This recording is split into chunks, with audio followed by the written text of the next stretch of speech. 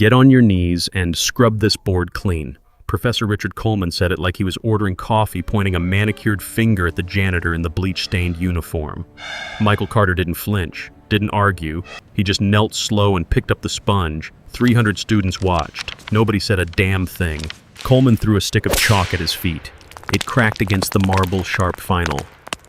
Michael wiped the board in silence, but his eyes weren't on the sponge.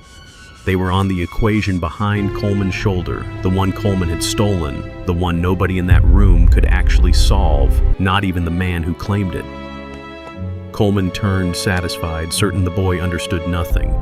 He had no idea what was already written in a cheap notebook locked in his own desk drawer.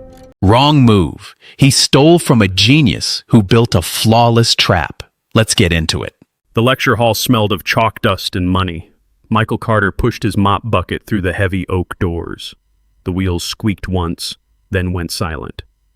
300 students turned, their faces blurred into a single wall of judgment. Professor Richard Coleman stood at the front of the room.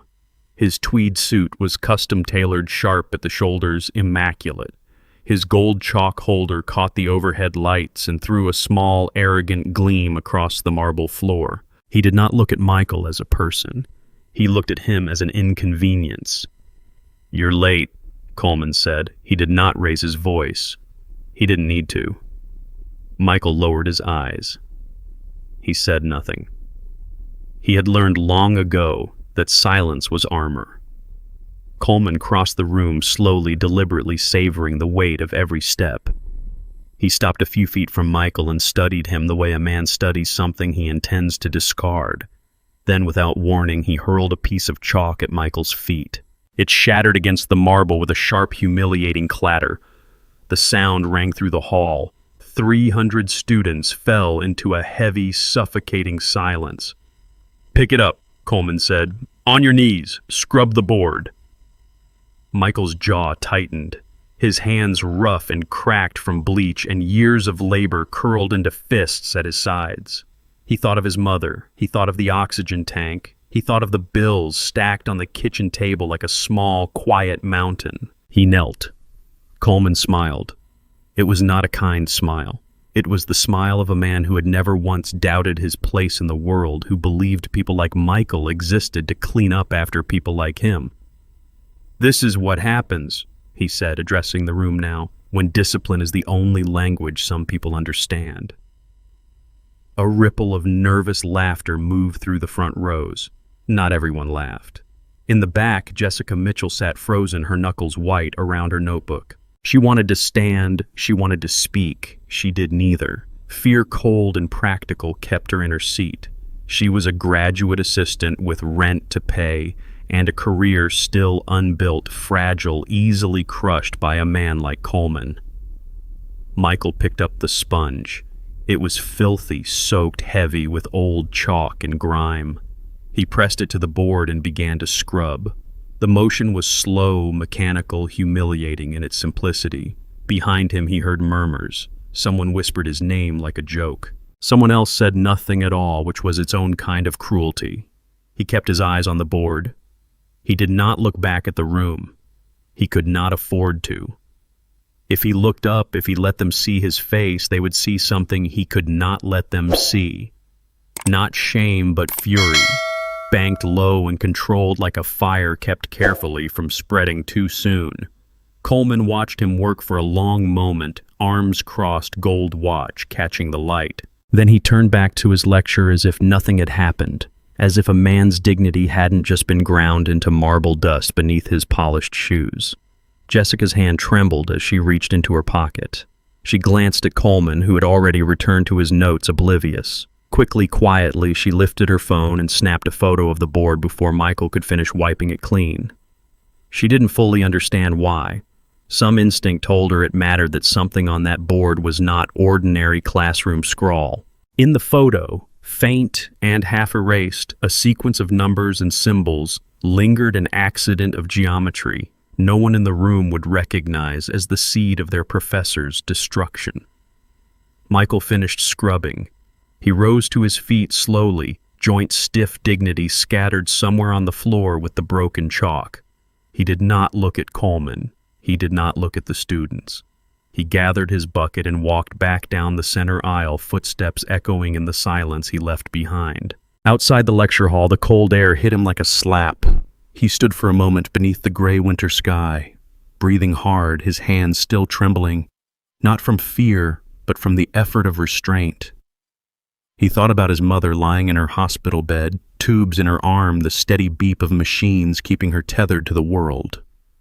He thought about the call he'd gotten that morning, the one about the oxygen tank refill, the one that ended with a number he didn't have. If Coleman acted on his threat, if he reported Michael for being late for insubordination, for whatever cruel technicality suited his mood, Michael would lose the job. And if he lost the job, he didn't know how he would keep his mother breathing. He clenched the mop handle until his knuckles ached. Then he walked on back toward the maintenance closet, back toward the only life the world seemed willing to grant him. Behind him, in the now empty lecture hall, Coleman gathered his notes with a satisfied, leisurely calm. He did not know the boy he had just humiliated. He did not know what waited in that battered notebook, tucked behind the janitor's desk. Did not know the storm he had just set loose with a single careless act of cruelty. He smiled to himself as the heavy doors swung shut, sealing away the last echo of Michael's footsteps. He had no idea that the boy he'd just mocked was already quietly, irrevocably the architect of his ruin. The university emptied out by midnight. The hallways, packed and noisy by day, turned hollow and echoing once the last lecture ended. Michael liked it this way. The silence didn't judge him. The silence didn't see the uniform, the bucket, the bleach-stained gloves.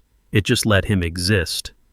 He pushed his cart down the east corridor past the trophy cases and the oil portraits of men who had never once scrubbed a floor in their lives. The wheels of his mop bucket squeaked rhythmically, and small and lonely sound rolling through the dark. It was the only company he had most nights, that and the hum of the overhead lights flickering every so often, like tired eyes. He reached the lecture hall, the same one where hours earlier he had knelt in front of 300 strangers. He let himself in with his master key. The room was empty now, vast and dim, lit only by the pale wash of streetlight through tall windows. He stood for a moment in the doorway, breathing in the chalk dust and silence. Then, as he always did, he set down his mop. He pulled a worn notebook from inside his jacket. Its cover cracked, its spine held together with yellowed tape.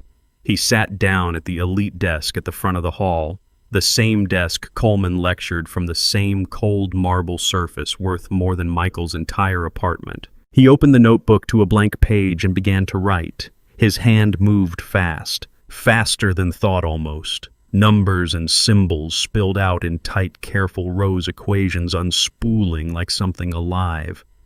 This was the equation the entire department had called impossible, the one professors twice his age had spent careers failing to solve. To Michael, in the stillness of an empty room, it felt almost simple, almost obvious, like a door that had only ever needed someone patient enough to find the hinge. He worked for nearly 2 hours. His pencil wore down to a stub, his fingers ached. He didn't notice. When he was deep in the work, the world outside disappeared. The hospital bills disappeared. Coleman's voice disappeared. Even his own exhaustion disappeared. There was only the problem and the quiet, focused part of himself that had always known how to solve it. Near the final page, he paused. He glanced at the locked door, then back at his notebook. A thought occurred to him, careful and deliberate. He smiled faintly, the first real smile of his long day. In the margin, in small, precise handwriting, he wrote a flawed variable into the final stage of the proof, a subtle trap, a loop that looked correct, but led nowhere. It was a safeguard, nothing more. If anyone ever stole this work, copied it blindly without understanding it, they would hit a wall they couldn't climb. Only the person who had built the true proof, who understood every layer beneath it, could see past the decoy. He closed the notebook, satisfied, exhausted, and rubbed his eyes. The clock on the wall read past 2 in the morning. He had to be back at 6. He gathered his things quickly, his movements suddenly hurried, automatic. In his rush, he didn't notice the notebook slip from his bag and land softly on the corner of the front desk, half hidden beneath a stack of old exam papers. He grabbed his mop, his bucket, his jacket, and left the way he came. the door clicking shut behind him, the room falling back into darkness. He walked home that night the way he always did, alone through empty streets glazed with frost. He thought about his mother. He thought about how, if the world worked the way it should, his name would be on conferences and journals instead of janitorial schedules. But the world rarely worked the way it should, not for people like him, not for a black man in a uniform. Nobody looked twice at except to give him an order. Still, there was something steady in him that refused to break a quiet, stubborn certainty that his mind mattered even if no one else could see it yet. The next morning, Coleman arrived early, as he always did, expecting nothing but the usual silence of his private office hour. He sat at the front desk to review notes before his first lecture, and that was when he saw it, a worn, taped-together notebook sitting innocently atop a stack of forgotten exams. He frowned, curious, and opened it. His eyes moved over the first page, then the second, then the third, faster and faster, his frown deepening into something else entirely, something between disbelief and hunger. Page after page revealed equations more elegant, more complete, more astonishing than anything his own research had produced in 15 years. His hands, usually so composed, trembled slightly as he turned the pages. He didn't recognize the handwriting. He didn't care. All he saw was a legacy waiting to be claimed, sitting in his lap like an unguarded crown. He locked the notebook in his desk drawer with a small, satisfied click, already imagining the headlines, the prizes, the adoration. He believed in that quiet moment that his future had just been secured forever. He had no idea that what he had just locked away was not a gift. It was a trap, ticking quietly, waiting for the exact moment it would detonate his entire career. The press conference was held in the largest auditorium on campus, the one usually reserved for graduation ceremonies and visiting dignitaries. Banners bearing the university's crest hung from the rafters. Cameras lined the back wall in a dense, glittering row, their lenses catching the light like 100 small, watching eyes. Coleman stood at the podium in a suit that cost more than most people's monthly rent. His gold chalk holder sat beside him on the lectern, polished to a blinding shine, a small trophy of a man who had never once doubted his own brilliance. Flashbulbs erupted the moment he stepped forward, bathing his face in a flattering, triumphant white light. After years of dedicated research, he began, voice smooth rehearsed, I am honored to announce the solution to what the mathematical community once called an impossible problem. Applause rippled through the room. Reporters leaned forward, pens poised. Coleman smiled, savoring it, drawing the moment out the way a man drains the last sip of an expensive wine. In the back of the room, half hidden behind a pillar, Michael stood in silence. He wore his cleaning uniform, still having slipped in during his break unnoticed, invisible, exactly as the world had always wanted him to be. He watched the man on stage claim credit for 200 sleepless nights, for equations written in stolen hours between mopping floors and visiting his mother's hospital room. His hands curled into fists at his sides. He bit the inside of his cheek hard until he tasted the bitter metallic sting of blood. He needed the pain. It was the only thing keeping the scream lodged in his throat from breaking free. Coleman gestured grandly toward the massive screen behind him, where a photograph of the final proof glowed in crisp blue light, the very proof Michael had written by hand, the very ink that had bled from his own exhausted fingers. The crowd gasped, awed, and began to applaud harder. Then from the second row, a sharp-eyed reporter raised her hand. Professor Coleman, she said, can you walk us through the underlying theorem you used in step 4? It's a rather unconventional approach. The room quieted. Coleman opened his mouth. Nothing came out at first, not immediately, not the way it should have. He glanced down at his notes, then back up his easy smile, faltering by a fraction a crack no one but the most attentive eyes would catch. That, he said slowly, is a more technical detail. I'll let my graduate assistant, Ms. Mitchell, address the specifics. She handled much of the supporting documentation. All eyes turned to Jessica, seated stiffly in the front row. Her face went pale. She stood hands trembling and offered a brief, vague, carefully diplomatic answer, one that satisfied the reporter just enough to move the questioning along. Coleman exhaled, relieved, already plotting how to avoid such questions in the future.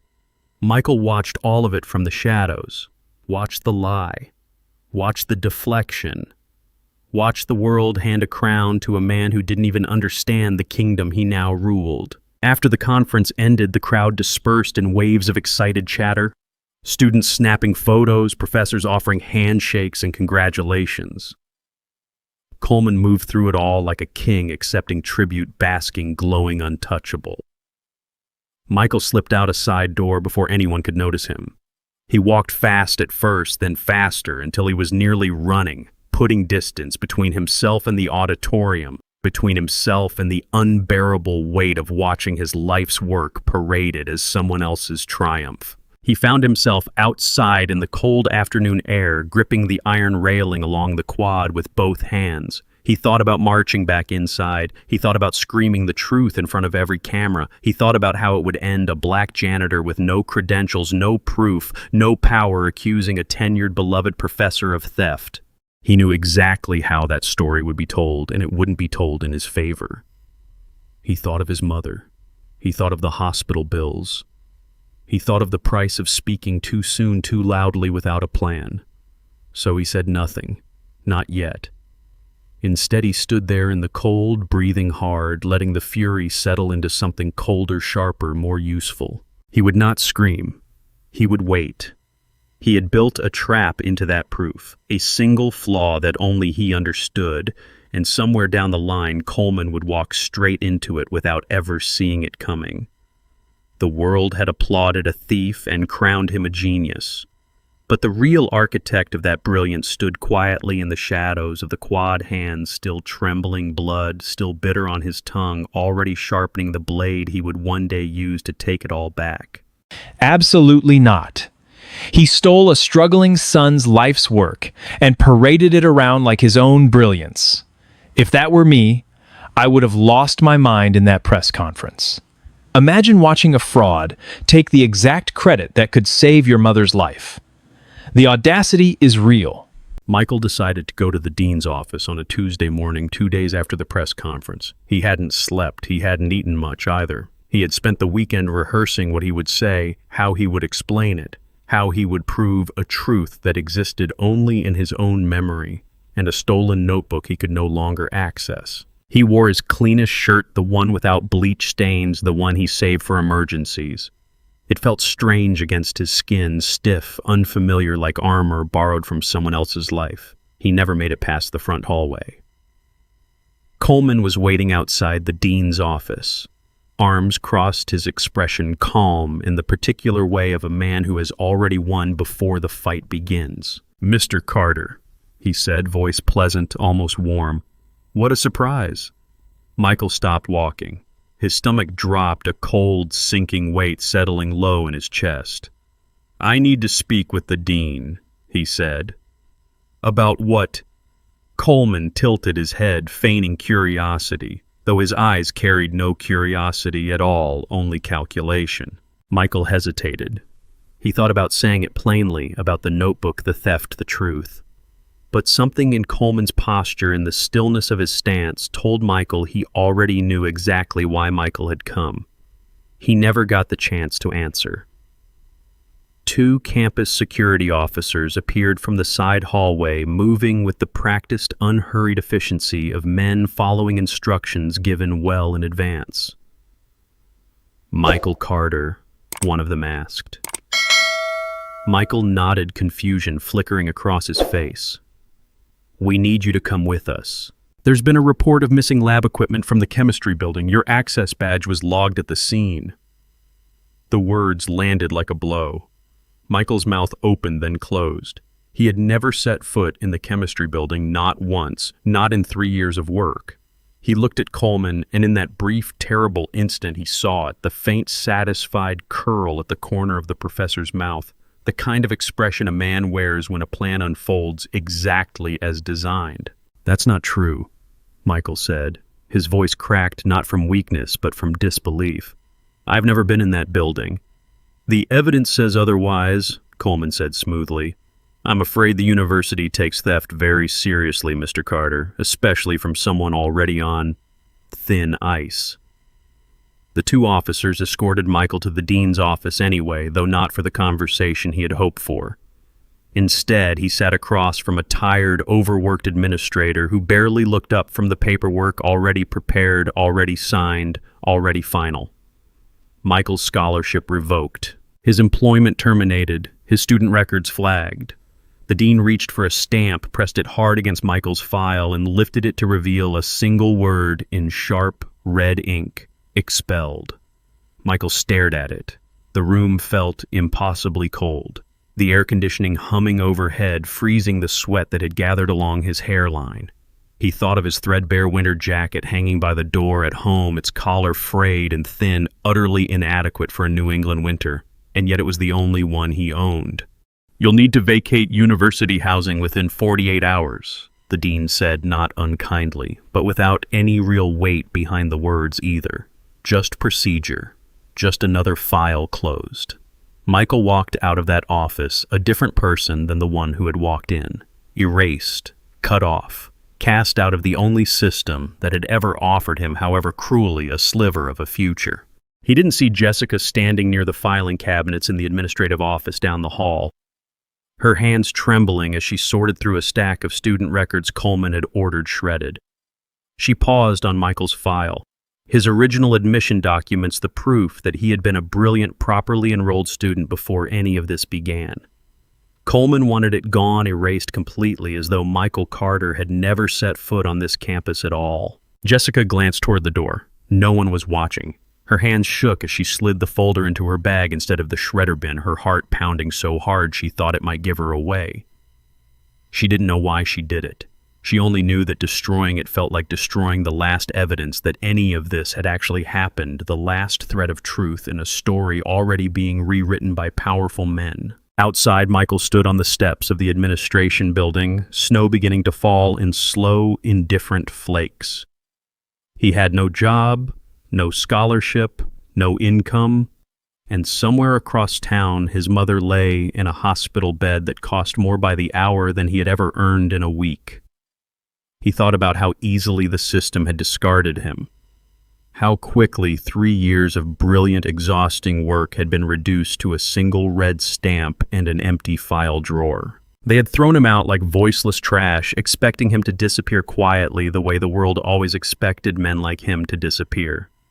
But they had forgotten one thing. Silent men carry long memories. And somewhere deep in the part of his mind that no system could expel or erase, Michael was already counting the days until the world would be forced to listen. The rain started just after midnight, thin at first, then harder, turning to something colder, sharper, closer to ice. Michael stood outside the university gates with nothing but a single duffel bag and the threadbare winter jacket he'd worn for 3 years. The campus lights glowed warm and distant behind the iron fence, a world he no longer belonged to, a world that had made very sure to remind him of that fact. His phone buzzed in his pocket. He pulled it out with stiff, freezing fingers. The screen was cracked across one corner, the battery icon blinking red, a final notice flashing weakly through the rain. He answered anyway. "Michael." His mother's nurse, her voice careful, measured the kind of voice trained to deliver hard news gently. "I need to talk to you about your mother's treatment plan." He closed his eyes. He already knew. "Insurance flagged the account this morning, B," she continued. "Without continued employment verification, we can't process the next round of payments. If we don't receive something by midnight, we'll have to scale back her care. I'm so sorry." The rain soaked through his jacket, through his shirt, down to skin already numb with cold. He barely felt it. The cold outside was nothing compared to the cold spreading through his chest, slow and absolute, like ice closing over a lake. "There has to be something," he said.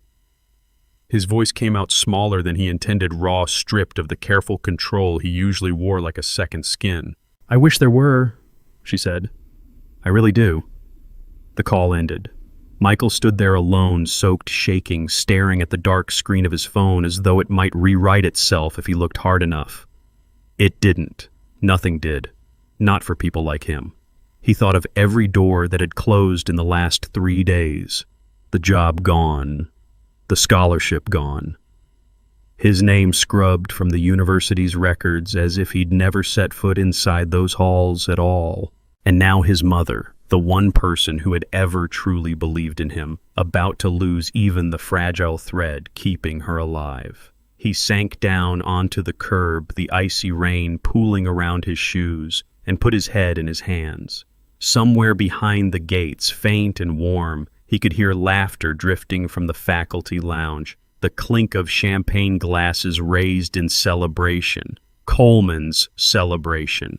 A toast to a stolen genius, to a crown built on someone else's blood and sleepless nights. The unfairness of it sat heavy and suffocating in Michael's chest. He thought about the systems built long before he was born, the ones that decided quietly and efficiently who got to dream and who got to clean up after the dreamers. He thought about how hard he had worked, how careful he had been, how brilliant his mind was, and how none of it had mattered, not against the simple fact of who held the power and who didn't. For a long moment, he let himself believe it was over. Let himself believe that maybe the world really was built exactly the way it looked from the curb in the freezing rain, immovable, indifferent, designed to keep men like him exactly where they started. Then his hand brushed against something in his jacket pocket. A small folded scrap of paper, damp at the edges but intact. He pulled it out slowly, unfolded it with trembling fingers, and stared down at his own handwriting, smudged but legible. The decoy variable. The flaw he had written into the final stage of the proof, the safeguard meant only for himself, the one piece of the puzzle that Coleman could never solve because he had never truly understood the work to begin with. Michael's breath caught. The Millennium Prize Symposium. Tomorrow. Live televised broadcast to the entire world. Coleman would be expected to walk through the proof from start to finish in front of cameras, in front of the very people who controlled his fame and his fortune. He would hit the wall only Michael could see past. A small fragile spark lit somewhere behind Michael's ribs, faint but undeniable. Hope the kind that refuses to die even when everything around it insists that it should. But hope alone wasn't enough. He had no credentials anymore, no badge, no scholarship, no official reason to even be allowed near that stage. Security would stop him before he got within 100 feet of the podium. He sat there for a long while, rain soaking through to his bones, turning the question over and over in his mind. Would he break the rules entirely? Force his way in by whatever means necessary, risk arrest, risk everything just for the chance to stand on that stage? Or was there another way, in a loophole, a crack in the system, the same way Coleman had once found a crack in him? He didn't have an answer yet. But for the first time in 3 days, he had something he hadn't had since the moment Coleman threw that piece of chalk at his feet. He had a plan beginning to take shape. Inside the faculty lounge, warm light spilled across polished floors, and Coleman lifted his glass high, toasting his own brilliance to a room full of admirers who had no idea they were celebrating a lie. He believed Michael had already surrendered, already disappeared into the cold, the way broken men always did. He had no idea that somewhere out there in the freezing dark beyond the gates the dead were stirring quietly, patiently preparing to deliver a lesson the professor would never forget. The Millennium Prize Symposium Hall was packed beyond capacity. Cameras lined the back wall in tight, glittering rows, broadcasting live to a global audience. Reporters filled the press section, notepads ready, eager for the historic moment about to unfold. Banners bearing the symposium's crest hung from the high-vaulted ceiling, and beneath them, the entire elite mathematical community waited breathless for Professor Richard Coleman to claim his place among the greats. Coleman stood at the massive mahogany podium, dressed in a suit tailored specifically for this night, his monogrammed gold chalk holder gleaming under the stage lights. He smiled at the crowd, confident, composed, every inch the genius the world believed him to be. He began well enough. The early steps of the proof flowed smoothly, the ones he had memorized, rehearsed, repeated until they felt almost like his own. The audience nodded along, impressed, scribbling notes, exchanging admiring glances. Then he reached the final stage. His chalk hovered above the board. He wrote the first few symbols, confident still, and then slowly the equation twisted into something unfamiliar, something that didn't resolve the way his memorized notes suggested it should. He frowned. He tried again, erasing, rewriting, but the variable refused to cooperate, looping back on itself in an elegant, maddening trap. The decoy. Coleman's hand began to shake. Sweat beaded along his hairline, cold despite the warm stage lights. The silence in the auditorium deepened thick and suffocating, broken only by the rapid, panicked rhythm of his own breath. 300 faces stared at him waiting, and for the first time in his career, Richard Coleman had absolutely nothing to offer them. Then from the back of the hall, the heavy doors groaned open. Every head turned. Whispers rippled through the crowd as Michael Carter walked down the center aisle, calm, steady, dressed, not in his old janitorial uniform, but in a simple dark coat. His chin lifted, his eyes locked on the stage ahead. Security moved to intercept him, but he held up a single folded paper, an official complaint filed that morning by a sympathetic clerk in the registrar's office, enough of a technicality to buy him 30 seconds. 30 seconds was all he needed. He stepped up onto the stage. Coleman's face drained of color entirely. "You," Coleman said, voice cracking. "You can't be here." "I think I can," Michael said quietly. He walked to the chalkboard, picked up a fresh piece of chalk, and studied the equation Coleman had butchered. "You hit the trap."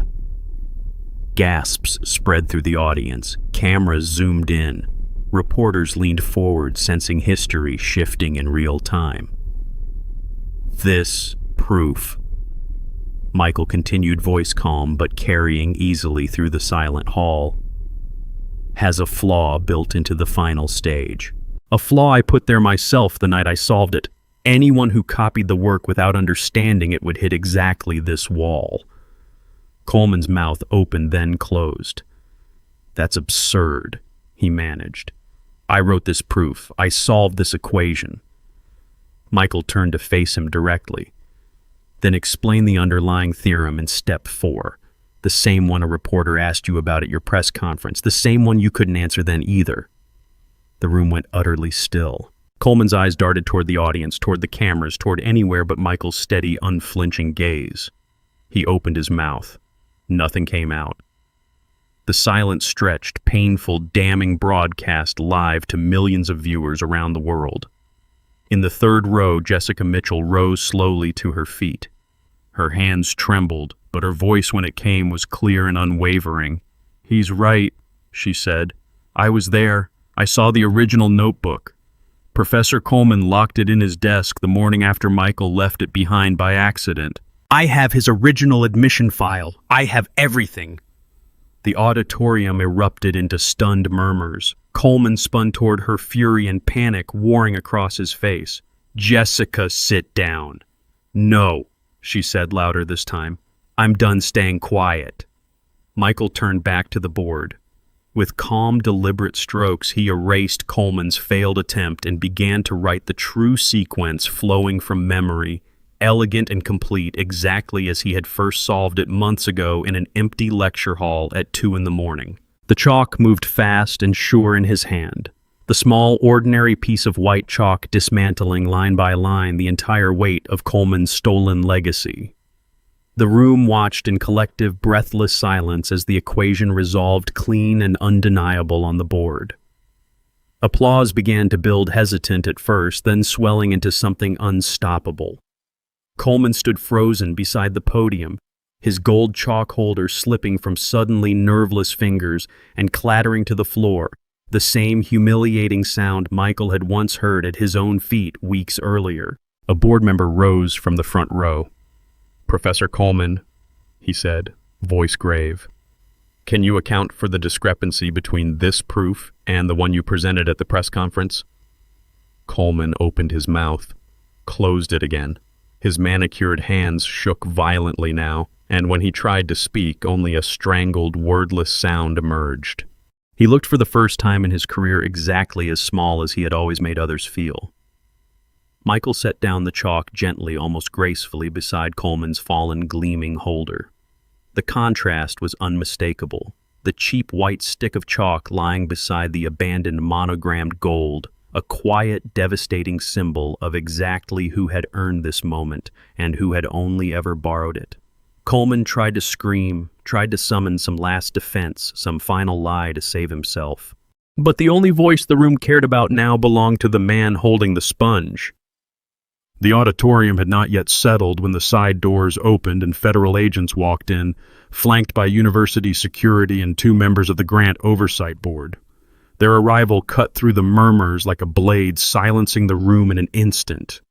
Coleman backed away from the podium, his composure shattered, his eyes darting toward the exits as though some escape might still present itself. There was none. The cameras kept rolling. The world kept watching. "Richard Coleman," one of the agents said, voice flat, official final. "You're under arrest for federal grant fraud, academic misconduct, and falsification of research records." Gasps rippled through the crowd, distinguished faculty, board members. Journalists, all of them watching the man they had celebrated only minutes earlier crumble before their eyes. Coleman opened his mouth to protest, but no words came, only a broken, wordless sound that seemed to carry the full weight of his unraveling. The agents moved forward. Cold, heavy steel handcuffs clicked shut around Coleman's wrists, the sound sharp and absolute, a brutal contrast to the gleaming gold cuffs of the ceremonial academic robes he still wore. He stared down at his own hands as though he didn't recognize them, as though the man wearing those cuffs couldn't possibly be him. The university provost, ashen-faced, stepped forward and addressed the room with visible difficulty. "Professor Coleman's tenure is revoked effective immediately," he said. "The board will conduct a full investigation into the misappropriation of research credit and grant funding." Coleman said nothing as security led him from the stage. He didn't look at the cameras, he didn't look at the board. For one brief final moment, his eyes found Michael's, and something passed between them. Not an apology, Coleman was incapable of that, but something closer to disbelief, the slow, dawning horror of a man realizing the floor beneath him had never been as solid as he believed. Then he was gone, escorted out through the same heavy oak doors Michael had once walked through in a stained janitorial uniform, carrying nothing but a mop and a secret the world wasn't ready to see. The symposium chair visibly shaken, but recovering her composure, stepped to the podium. "In light of tonight's extraordinary events," she said, "the board recognizes Michael Carter as the true author of this proof and the rightful recipient of the Millennium Prize." The applause that followed was different from the earlier hesitant ripple.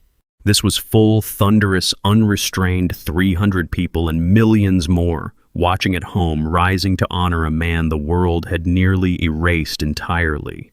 Michael stood at the center of it, momentarily overwhelmed, the sweet, rushing warmth of pure relief flooding through his chest as the academic board approached and placed a golden fellowship pen into his calloused, hard-working hand. He thought of his mother first. Of the hospital bed, the oxygen tank, the bills stacked like a quiet, threatening mountain on the kitchen table. All of it gone now, replaced by the security of $1 million prize and a fellowship that would carry his name into laboratories and lecture halls for the rest of his life. He closed his eyes briefly, just breathing, just feeling the weight of it land. Jessica approached him afterward, her own eyes wet, her hands still trembling slightly from the adrenaline of finally speaking the truth aloud. "I should have said something sooner," she admitted quietly. "I'm sorry it took this long." "You said it when it mattered most," Michael said. "That's what counts." She managed a small, relieved smile. The board had already assured her in the chaos following Coleman's arrest that her position was secure. Her courage tonight, a mark in her favor rather than a liability. For the first time in weeks, she allowed herself to breathe freely. As security escorted Coleman past the edge of the stage one final time, weeping, now stripped of every ounce of the arrogance he had worn like armor for decades, Michael stepped forward. He bent down quiet and unhurried and picked up the chalkboard eraser resting near the podium. He walked toward Coleman and dropped it gently at the professor's feet. "You missed a spot," Michael said. Coleman said nothing. There was nothing left to say. He was led away in silence, the doors closing behind him with a heavy, final sound sealing away the last remnant of the life he had built on someone else's brilliance. In the weeks that followed, Michael's mother received the treatment she needed, fully funded, no more frantic midnight calls, no more countdowns to midnight deadlines. She sat up in her hospital bed one afternoon, healthier color returning to her face, and held her son's hand as he told her quietly everything that had happened. "I always knew," she said, smiling through tears. "I always knew you were meant for more than mop buckets." Michael returned to the university not as a janitor, but as a full fellow, his name now etched into the same halls that had once erased him completely. He walked past the lecture hall where it had all begun, where Coleman had once thrown chalk at his feet, and felt for the first time that the space truly belonged to him. The world had once looked at a man in a bleach-stained uniform and seen nothing worth noticing. But silence, it turned out, had never meant absence. It had only meant waiting patient and certain for the moment the truth could no longer be ignored. Fiction. But that feeling? Your intelligence being completely overlooked by arrogant people just because of the uniform you wear or the job you have to do. I've seen brilliant, hard-working people pushed into corners by corrupted systems that think they are untouchable just because they have a title. If you were in Michael's shoes, facing an elite professor who stole your life's work, would you have stayed calm enough to build an airtight mathematical trap, or would you have lost your temper? Drop a comment, like, share, subscribe.